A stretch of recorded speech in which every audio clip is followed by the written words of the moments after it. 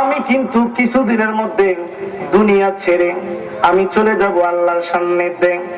এতদিন আমি দুনিয়ার জমিনে ছিলাম গো মানুষের হেদায়েতের কাজে, ধর্মের কাজে। এখন আমার বয়স শেষ, প্রায় 1000 বছর হয়ে গেল। আমি চলে যাব গো, এই জন্য তোমাদেরকে আমি ডাকছি, একটা ওসিয়ত করে যাব। ও আমার সন্তানেরা শুনো, ও আমার ছেলেমেয়েরা শুনো, আমি তো তোমাদের কাছ থেকে চলে যাব, তবে তোমাদেরকে একটা কথা বলে যাব। শীস আলাইহিস সালাম কে আদম আলাইহিস সালাম খুব ভালোবাসতেন। যে আদম আলাইহিস সালামের পরে নবুয়তটা আল্লাহ শীস নবীকে দিয়েছিলেন। জোরে বলেন সুবহানাল্লাহ। শীস নবীকে কাছে ডেকে নিয়ে বললেন, শীস রে, জি তুমি আমার সামনে বসো। বসে গেলেন। বসে গিয়ে বললেন, আমার সন্তানেরাও, আমি তো তোমাদের কাছ থেকে চলে যাব, আমি তোমাদের কাছ থেকে চলে যাব, তবে তোমাদেরকে আমি একটা ওসিয়ত করে যাব। এই ওসিয়তটা তোমরা অক্ষরে অক্ষরে পালন করবে। ওসিয়তটা কি? ওসিয়তটা হইল, আমি আদমের জিকির তোরা করবি। ঠিক আছে। আর নাম্বার 2 হলো, 2 নম্বর হলো রে, মোহাম্মদ নবীর জিকির তোরা করবে। জোরে কোন সুবহানাল্লাহ। শীস নবী সাথে সাথে দাঁড়িয়ে গিয়ে বললেন, আব্বা গো, ও আমার আব্বা, আপনি আমাদের পিতা, আপনি আমাদের আব্বা, আপনার জিকির আমরা করব। কেননা আপনি আমাদের নবী, আপনার জিকির আমরা করব। কিন্তু এখন মোহাম্মদ নবীর জিকির করব কেন? উনিকে, ওনাকে তো চিনি না, জানি না, বুঝি না। শীস পয়গম্বর বললেন, মোহাম্মদ নবীর জিকির করব কেন? এই মুহূর্তে সকল সন্তানের আদম আলাইহিস সালামের মুখের দিকে যখন নজর কইরা চায়, সেই দেখতেছেন বাবা আদম কান্না শুরু করে দিল। হযরত আদম নবী কান্দে। শীস নবী দাঁড়ায় বললেন, বাবা গো, বিয়াদবিনি করে ফেলেছি গো আব্বা। ও আব্বা, আপনি কান্দেন কেন? ও কান্দে এই জন্য, তোরা কি বললে মোহাম্মদ নবীর জিকির কেন করবে? তোরা তো উনারে চিনোস না, উনি কে রে? তোরা শোন শোন।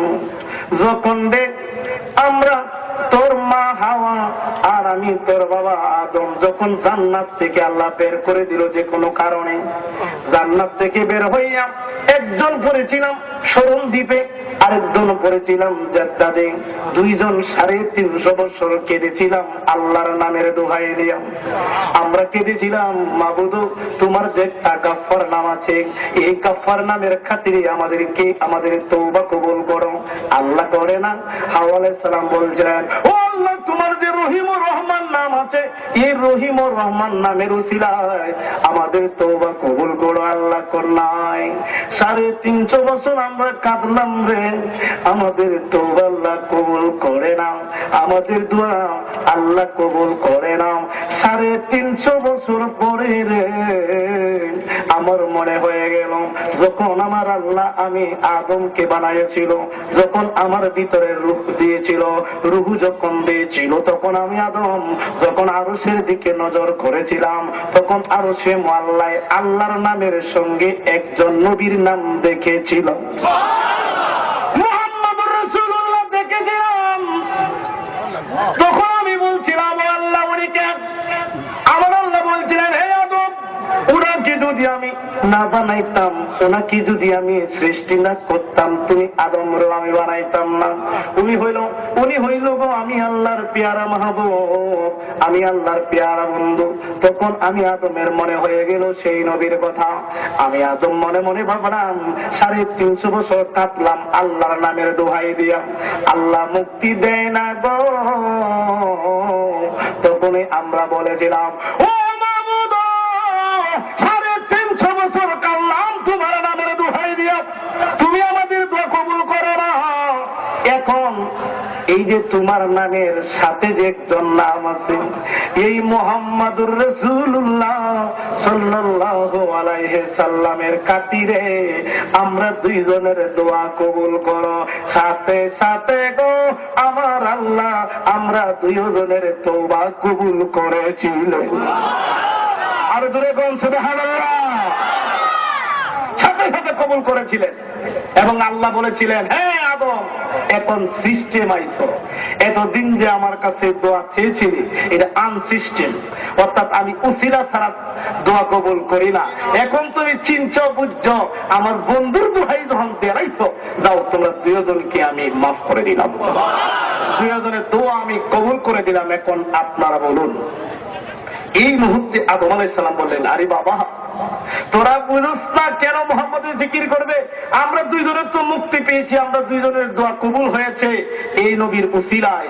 কাজেই তোমরা তোমাদেরকে আমি আদম তোমাদেরকে ঘোষণা করে গেলাম, ওসিয়ত করে গেলাম, যতদিন দুনিয়াতে বাঁচবে এই নবীর জিকির তোরা করবে। চিৎকার দিয়ে শেষ নবী তারা বলেন, আব্বা আব্বা গো আজকের থেকে আমরা ওয়াদা করলাম, আব্বা আমরা তোমার সম্বন্ধে চিনি না জানি না, যতদিন আমরা বেঁচে থাকবো আপনি আদম নবীর জিকির আমরা করব।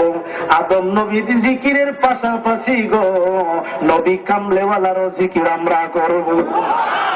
নবীর সম্মান গাইলে ববে আল্লাহ তাআলা খুশি হবে, নবীর সম্মান গাইলে ববে, নবীর সম্মান গাইলে ববে আল্লাহ তাআলা খুশি হবে। তাই নবীর সম্মান গেয়ে বেড়াও রে আশেক ভাই, নবীর জন্য পাগল হয়ে যাও, বলো নবীর জন্য পাগল হয়ে যাও ওরে আশেক ভাই, নবীর জন্য মিলাদ কিয়াম করে দাঁড়াম, নবীর দয়া পাবে তারা, মিলাদ কিয়াম করে মিলাদ কিয়াম করে দাঁড়াও, নবীর দয়া পাবে তারা। তাই দুরূদ করে সময় কাটাও রে আশেক ভাই, নবীর জন্য পাগল হয়ে যাও, বলো নবীর জন্য ওরে আশেক ভাই, নবীর জন্য চিৎকার দিয়ে বলুন আল্লাহু আকবার। আর মহব্বতে বলি ইয়া রাসূলুল্লাহ, জবানটা খুলি বলি ইয়া ওলি আল্লাহ। আমরা কি সেই নবীরে মানতে চাই কি চাই না? আমাকে আজকে বিষয় দিয়েছেন, হুজুর নবীজি শান তুলে ধরবেন, রাসূল পাকের রিসালাত তুলে ধরবেন। বাবা আজকে গন্ডগোলটাই শুধু নবীকে নিয়ে। আজকে আমরা এই যে বাংলাদেশে ওয়াজ পদ্ধতি, সারা বাংলাদেশ যেখানে যাচ্ছি শুধু এখানেই বেমার। নবী কি তারা চুমো খায় না? হ্যাঁ, নবীর মিলাদ কিয়াম করে না, বেদাত বলে, নবীজিকে ইয়া রাসূলুল্লাহ বলে না, শিরক বলে, মাজারে যায় না, বেদাত বলে, পীরের কাছে মুরিদ হওয়া বেদাত বলে, এমন কি নবীজিকে হাজির নাজির বললে শিরক হবে এগুলি বলে, নবী গায়েবের খবর জানে বলে শিরক হবে এগুলি তারা বলে, এগুলি বলে মানুষকে গোমরা বানাচ্ছে। এখন আসেন আমি আপনাদের কাছে জানতে চাই, আওয়াজ দিয়ে বলুন, আল্লাহর নবীকে আল্লাহ ইজ্জত সব নবীগণের চেয়ে আমার নবীর ইজ্জত আল্লাহ কম দিছে না বেশি দিছে? কম দিছে না বেশি দিছে? কিতাবের নাম হুজ্জাতুল্লাহিল আলাল আলামিন, কিতাব তোরা লিখেছেন আল্লামা ইউসুফ নবহানী রহমাতুল্লাহ আলাইহি।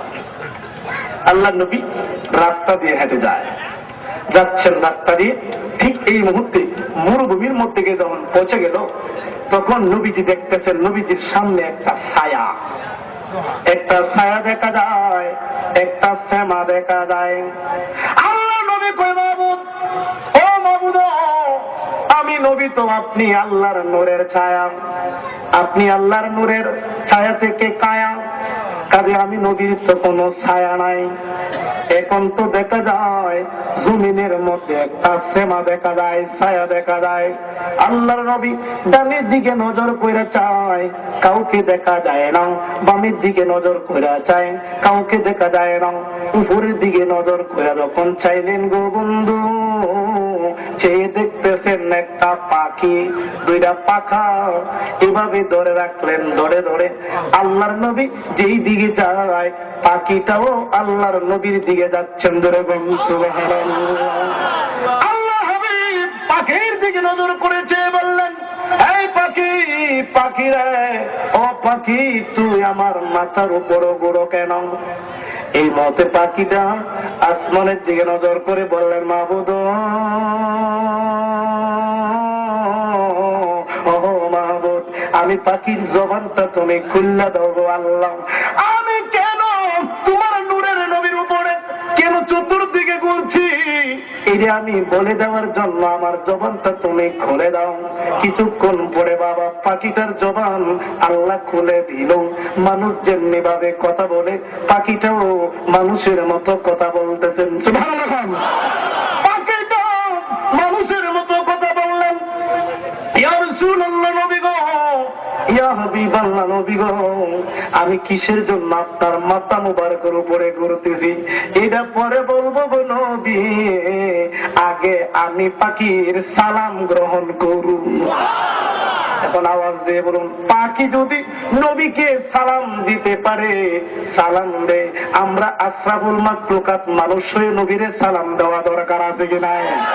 আর আজকে ফতোয়া দেয় নবীকে দাঁড়ায় সালাম দেওয়া বেদাত। নাউযুবিল্লাহ করুন, আরো জোরে করুন নাউযুবিল্লাহ। এক মৌলবী কখন নবীর সালাম দিতে হবে এটা কোরআনে আছে? আমি তো হ্যাঁ আছে। দেখাইতে পারবেন অবশ্যই, কোরআন শরীফ করে দেখাইলাম। দেখো দেখো দেখো, সূরা আহজাব আয়াত নম্বর 56। আল্লাহ বলে, ইয়া আইয়ুহাল্লাযীনা আমানু, হে ঈমানদারগণ, সাল্লু, তোমরা আমার নবীর উপর দুরূদ পড়ো, এটা আমরের সিগা। সাল্লু, তোমরা দুরূদ পড়ো। ওয়া সাল্লিমু, এটা আমরের সিগা। ওয়া সাল্লিমু, এবং সালাম জানাও, তাসলিমা, যত মর্যাদায় আমার নবীর উপর। হে ঈমানদারগণ, আল্লাহ বলতেছেন, হে ঈমানদারগণ, আমার নবীর উপর দুরূদ পড়ো এবং যথাযথ মর্যাদায় সালাম জানাও। চিৎকার দিয়ে বলুন সুবহানাল্লাহ। তারা নবীকে সালাম জানানোর কথা কোরআনে আছে কি নাই? আমরা কি সালাম জানানোর পক্ষে আছে কি নাই? এখন আপনাদেরকে কিন্তু গুমরা বানাচ্ছেন ওহাবীরা, কিন্তু এখন একটা কৌশল বের করে দিয়েছেন। সুন্নি আলেমরা বা সুন্নি সাধারণ জনতা কিন্তু আটকায় ফেলে। এরা বলতেছে যে তোমরা যে নবীর সামনে দাঁড়ায় সালাম জানাও, তোমরা বলতেছো নবীকে সালাম দিতে হইলে দাঁড়ায় দিতে হবে, এই তো? আমরা বলি হ্যাঁ। তাহলে তোমরা যে নামাজের মধ্যে আত্তাহিয়াত পড়ো, তখন তো একটা সালাম আসে, আসসালামু আলাইকা আইয়ুহান নবী, তখন এই সময় তোমরা দাঁড়ায় পড়তে পারো না? এই সময় তো তোমরা বইয়া বইয়া সালাম জানাও। এখানে যদি পারো, হ্যাঁ দাঁড়াইতে হবে কেন? দেখেন, এটা একটা পয়েন্ট। এই পয়েন্টটা কি আমরা জানার দরকার আছে কি নাই? এই মেয়ে ওয়াজ শুনলে চলবে না, কিছু কিছু জিনিস ব্রেনে ঢুকাইতে হবে, এইটার এই কথার উত্তর দিতে হবে। এখন আসেন, আপনারা বলবেন শোনেন, নামাজ হলো ইবাদতে মাকসুদা আর মিলাদ নবী হলো ইবাদতে গায়রে মাকসুদা। সুবহানাল্লাহ। মাকসুদার জন্য ইবাদতে মাকসুদা হলো নামাজ, ইবাদতে মাকসুদা নামাজ, আর মিলাদ মাহফিল হলো ইবাদতে গায়রে মাকসুদা।